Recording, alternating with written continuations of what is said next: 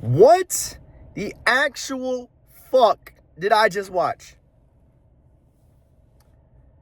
What in the actual fuck did I just watch? This is gonna be a late night video. I'm not doing no editing, none of that crap. I'm in my car. I literally just got home from my boy's house watching the rest of the game because I watched some of this game at work, and I watched the first minute. Cat gets 2 fouls, and I tell myself this game might be over in no time. And after the first quarter, they were down 19. The Knicks were down 19, and keep on watching the game. There was tornado warnings, at my from my area. So some of the game I didn't even watch. I had to watch it on my ESPN app. And then I go watch it on TV, and then they're up 24, this and that, yada, yada. Me and my boy were going to go to, my boy Colin, we were going to go to the Hooters to go. I told him we're going to go get wings because we're not even going to watch the game at this point. The game is basically over. And Hooters ended up closing at 10 o'clock. So I ordered some food from one of my boy's girlfriends. And, next thing you know, it's still a 20-point lead. I go to his crib, and we're watching the rest of the game, right? And it's still a 20-point lead. Or at one point, it was like 25. I think I caught it at 25.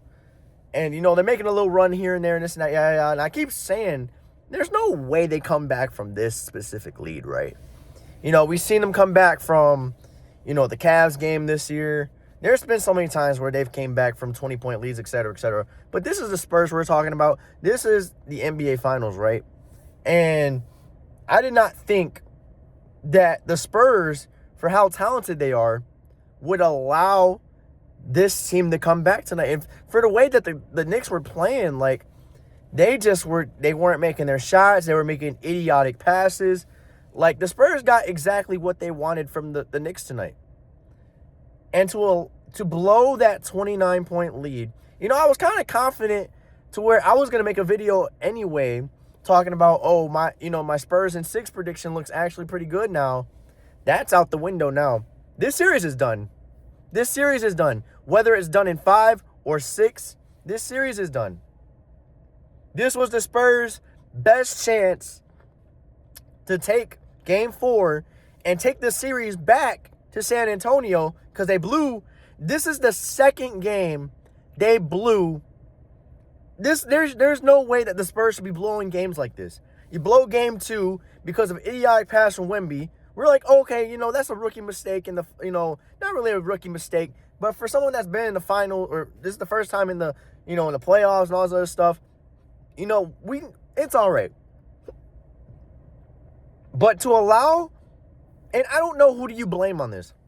Who do you blame for the collapse tonight? Everybody's going to look at Mitch Johnson, all that other stuff. You know who I blame this on? I really blame this on De'Aaron Fox. Because screw obviously the coaching is going to play a part, right? But when you throw around this veteran player crap, you have to, just because you played so long in the league, it makes you a veteran for the fact that you played long, but it doesn't make you a smart player. Can you tell me exactly why the fuck, and I'm sorry for the language tonight, I try not to curse in these videos, so that way my videos don't get demonetized or anything like that. But can you tell me why the fuck De'Aaron Fox gets the ball with 14 seconds left, and instead of holding the ball, he tries to go for a layup, and he gets fucking blocked by OG? Why the fuck do you take that? De'Aaron Fox is known for making stupid plays in the clutch. You know the reason why Mike Brown, who ironically coaches for the Knicks now, you know why he got fired from the Kings? Because he got on his star player, because he's fouling up 3 with 3 seconds to left, fouls a 3-point shooter. The 3-point shooter, I think it was Jaden Ivey, ends up hitting the shot, 4-point play, Kings lose. Mike Brown calls out De'Aaron Fox. Next thing you know, Mike Brown gets fired, and then De'Aaron Fox ends up going to San Antonio. But do you see why Mike Brown was pissed off with De'Aaron Fox? Because that's a dumbass play that you're making when you're up 3. This scenario, you're up fucking 1 with 14 seconds left. Why the fuck Do you think it was a good idea to try to lay the ball up, knowing that layup was not wide open? Even if you got the ball, I still wouldn't take that. I genuinely wouldn't be taking that. Because you at least have somebody trying to contest the layup or whatever. And that was a clean block by OG. It's not like it was a foul that they just missed. That was a clean block by OG Anunoby. I think that was by OG. But that's inexcusable. That's just poor management, idiotic decision-making, and that's going to be another play that cost the Spurs the championship this year. We've talked about how this team is going to be back for years and years to come. Understandable. But what doesn't leave you is idiotic plays and idiotic turnovers like that. We should be talking about how the Spurs dominated the Knicks comfortably to where they're taking the series back, tied 2 games apiece, with the Spurs back at home for 2 of the next 3 games. If they even make it that far. Instead, if the Spurs want to win this series, they have to force it to 7. This is unbelievable, bro. This is unbelievable. Like, I'm really, and I'm actually happy for the Knicks, dude. I'm not trying to sound like I'm salty and I'm hating on the Knicks or anything like that. Like, I'm enjoying this series, y'all. I'm just telling y'all that. I'm really enjoying this series. I'm sorry. Oh, my goodness, man. They were smoking by me, so all that shit just went into me. But my God, man. My God. Holy shit. I'm just mind blown. I'm genuinely mind blown. Because there's just no way you blow a 29-point lead in the finals, right? There's just no way. And I know the game is a lot different compared back in the day. A 29-point lead is basically a 15, 16-point lead, 20-something years ago. With all the three-point shooting and stuff like that. But, man, oh, my God, still 29 points. That should be a winnable game. And for the Spurs to blow this game, do I dare say it's deflating?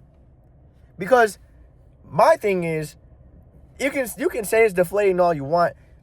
The Spurs have looked better than the Knicks for majority of this series. They just not closing games.